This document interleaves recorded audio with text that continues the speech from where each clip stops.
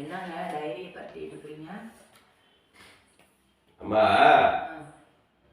2024 வரைக்கும் பார்த்தீங்கன்னா நானும் கூட பேசியிருக்கிறேன். ஜெயபிரகாஷ் காந்தின்னு ஒரு கல்வியாளர். AI, ML, data science, quantum computing அதுதான் உலகத்திலே ஆளப்போகுது தொழில்நுட்பம் அப்படின்னு சொல்லிட்டு இருந்தேன். நேற்றுக்கு ஒரு செய்தி பார்க்குறேன். 2025 எந்த தொழில்நுட்பம் உலகத்தை ஆளப்போகுது அப்படின்னு அவர் சொல்றாரு. இன்னும் கூட ஏஐன்னு சொல்றோம்ல, அந்த ஏஐயே 3 பிரிவா, அதே நான் இன்னைக்கு தான் நான் பார்த்தேன். ஏஎன்ஐ, அதாவது artificial narrow intelligence. AGI, artificial general intelligence. ASI, artificial super intelligence. இதுவே அப்படி இருக்கு. அதுக்கடுத்து இப்ப என்ன சொல்றாருன்னா ஹியூமன் அண்ட் மெடிசன் இன்டெலிஜென்ஸ்.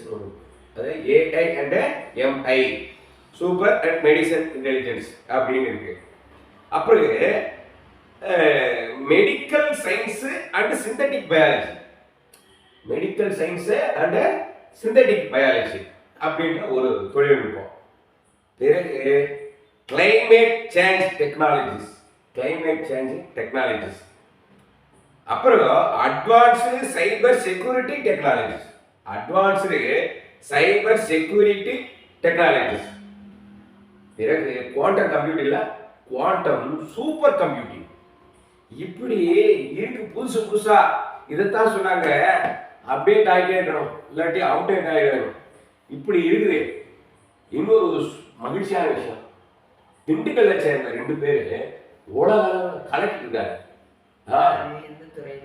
ஏஐல வந்து இவரு, அவர் பேரு மகரிஷி, இளைஞர் தான், திருச்சி என்ஐடியில் படிச்ச தம்பி, சரியா?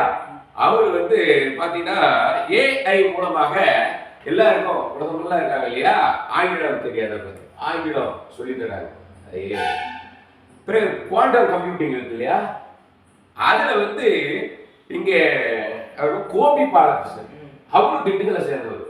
ரொம்ப மகிழ்ச்சியா இருந்துச்சு. ஆனா இந்த திண்டுக்கல்ல சேர்ந்த இளைஞர்களை மக்கள் படாத பாடுபடுத்துறாங்கப்பா. சொல்லுப்பா. திண்டுக்கல்ல சேர்ந்த இளைஞர்கள் என்ன இன்னும் உங்களுடைய மலம் அடிக்கிற மாதிரி கும்பமேளாவும் அதுல போய் சாமி, அதாவது இந்த கும்பமேளா நடந்தது ஒரு பக்கம்னா, அதுக்கு பின்னாடி சாமியார்கள் கூடி மிகப்பெரிய ஒரு திட்டம், எல்லா கோயிலையும் சனாதனவாதிகள் கையில எடுக்கணும்ன்ற ஒரு திட்டம் வகுத்திருக்கிறாங்களாம். எப்படின்னா, அது வந்து பாபர் மசூதி இடிச்சாங்க இல்லையா, அந்த இதுக்கு முன்னாடி 1985 வருஷமே 92ல இடிச்சாங்கல்ல, அதுக்கான திட்டத்தை 85லயே வந்து கூடி இது மாதிரி ஒரு நிகழ்வுல கூடி எடுத்துருக்காங்க. இப்போ இத வந்து அந்த கிளை அமைப்புகள், இந்துத்துவா கிளை அமைப்புகள் எத்தனை கிளை இருக்கோ, கிரவுண்ட் லெவல்ல இருந்து எப்படி எல்லாம் இதுக்கு வேலை செய்யணும்னு திட்டமிட்டு இருக்கிறாங்களாம். அறிவியல் ஒரு பக்கம் வளருது, இன்னொரு பக்கம் மக்களை மழுங்கடிக்கக்கூடிய அத்தனை வேலையும் நடந்து